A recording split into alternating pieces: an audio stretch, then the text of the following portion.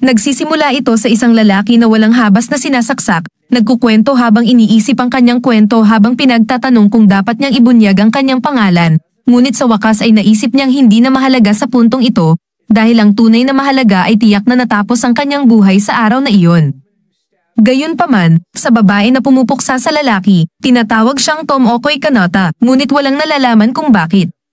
Nagigising siya na nakaharap sa isang halimaw na, ayon sa kanyang mga agad na iniisip, ay berde at marumi. Ang matandang halimaw na ito ay nagpasyang tawagin ng isang malaking lalaki sa tabi niya na si Gobkichi, habang ang bagong gising ay tinawag na Gobro. Agad na pinakain sila ng ilang mga uod.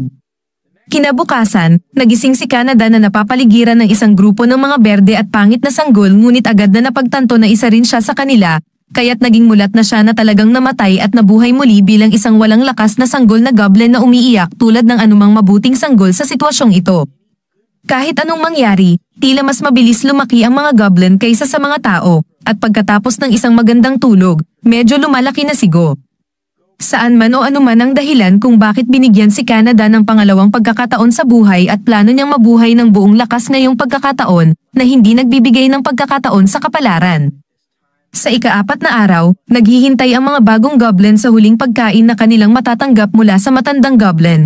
Mula ngayon, lahat ay dapat humanap ng kanilang sariling pagkain. Kaya't kanilang sinamantala ang pagkakataon na kumain ng masagana bago sila lumakad sa kanilang mga paglalakbay sa labas ng mundo.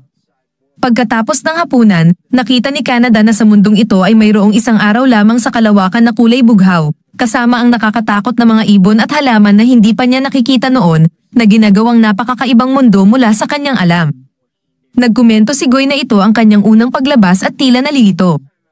Sa Canada, ngayon ay Goro ay nagpakilala sa kasamahan na tila hindi alam ang kanyang sariling pangalan.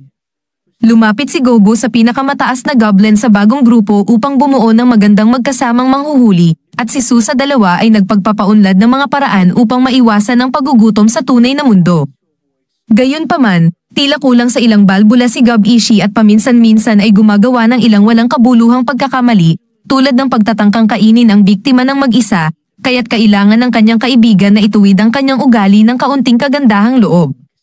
Matapos magturo ng aral ng pakikipagkaibigan sa malaking lalaki, sinuri ni Gobo ang sungay ng kuneho upang makita kung maaari niyang gawing sandata ito, at isang kakaibang pangitain ang nagpapahiwatig sa kanyang nakuha, ngunit dahil ang kanyang kasamahan ay uhog na sa gutom, nagpasya siyang baliwalain ang pangitain at diretsyong lumamon upang ibalik ang kanyang lakas kasama ang kanyang bagong kaibigan.